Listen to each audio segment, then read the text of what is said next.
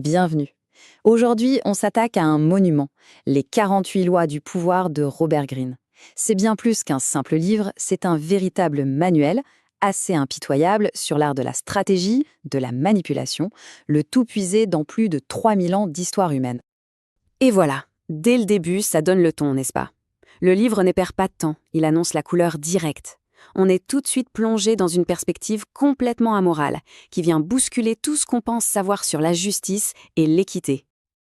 Alors, pour explorer ensemble les aspects les plus sombres de cette philosophie, on va suivre 4 grandes étapes. D'abord, on va voir le jeu caché du pouvoir. Ensuite, comment neutraliser ses adversaires. Après ça, on parlera de l'art de se forger une réputation intouchable.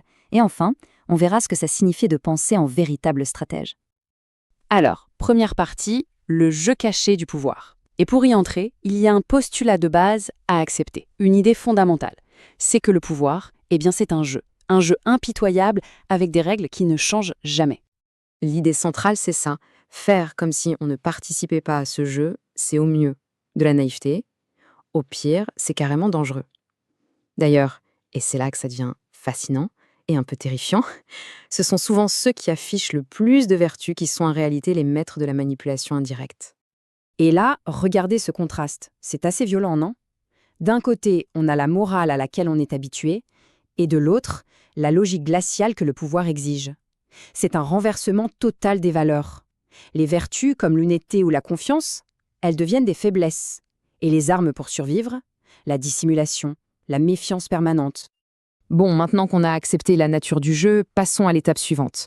Et c'est là qu'on entre vraiment dans le dur. On va voir les armes de l'influence, les tactiques parfois terrifiantes pour, neutraliser ses adversaires. Loi 42. Éliminer l'agitateur. Rien que le titre, ça pose l'ambiance. L'approche décrite est d'une froideur clinique, c'est vraiment ça qui est terrifiant. On ne parle plus d'une personne qui pose problème.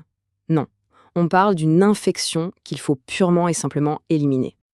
Et la tactique est claire, elle est impitoyable. Il n'est pas question d'attendre, de négocier, de chercher à comprendre, non. La loi préconise une action immédiate, décisive, sans aucune pitié. On identifie le problème à sa source et on l'élimine. Point. Pas de discussion. Et cette image du virus, elle est parfaite pour comprendre la mentalité derrière cette loi. Ça capture tout. L'agitateur n'est plus un être humain avec des motivations. C'est une force impersonnelle, une maladie destructrice qu'il faut éradiquer avant que tout le corps social ne soit contaminé. Mais il n'y a pas que l'élimination physique, loin de là.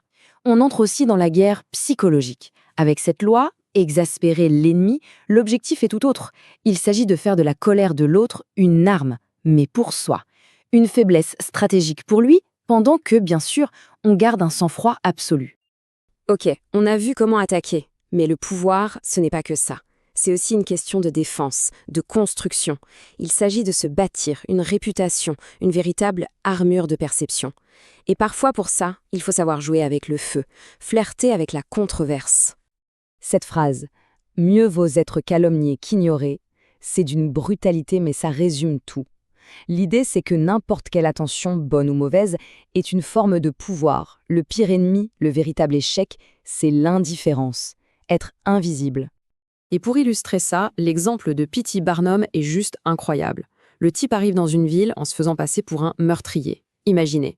Il provoque délibérément un scandale monstre, il attire une foule en colère, pour finalement la mener à son cirque. C'est du génie. Il a transformé la haine et la controverse en un outil de pub absolument redoutable pour construire sa légende. Et cette citation de Balthazar Gracian, elle résume parfaitement l'idée. Savoir-faire et le savoir-montrer, c'est double savoir. C'est ça, l'essence de cette partie. Dans le jeu du pouvoir, ce qui compte, ce n'est pas tant la réalité que la perception de la réalité. L'apparence est la réalité. On arrive à la dernière partie et peut-être la plus importante. Penser en stratège. Ici, il ne s'agit plus seulement de tactique extérieure, mais d'une véritable transformation intérieure, psychologique. Pour maîtriser ce jeu, il faut changer sa façon de penser, du tout au tout. Le mot d'ordre, c'est le détachement émotionnel. Et c'est sans doute le plus difficile. Il ne s'agit pas de ne rien ressentir, attention, mais il faut que les émotions, que ce soit l'amour ou la colère, n'aient aucune prise sur la décision. La stratégie, la vraie, doit être bâtie sur une objectivité froide, calculée, où les sentiments personnels n'ont tout simplement pas leur place. Et ça nous mène à des principes de vie assez extrêmes. L'affection sincère, un danger. La confiance, une illusion. Il faut être vigilant avec tout le monde, tout le temps. C'est un état de suspicion quasi permanent, une sorte de paranoïa contrôlée où chaque relation, chaque interaction est analysée à travers le prisme froid du calcul stratégique. Waouh! Cette citation de Machiavel, elle est violente, mais elle incarne parfaitement cet état d'esprit. Agressif, calculateur. L'idée que même la chance, la fortune, n'est pas quelque chose qu'on subit, non, c'est quelque chose qu'on doit dominer, qu'on doit forcer. Alors, au final, ce voyage dans les arcanes du pouvoir nous montre quoi? Il nous révèle un monde qui est en fait une scène de théâtre. Un monde d'apparence, gouverné par une stratégie glaciale, où la morale est un poids mort, et où la perception, elle, est reine. Et tout ça, ça nous laisse avec une dernière question. Une question assez dérangeante. Une fois qu'on a connaissance de ces lois, de ce jeu, comment est-ce qu'on regarde le monde? Comment interpréter les actions des autres? Et surtout, comment analyser ses propres motivations?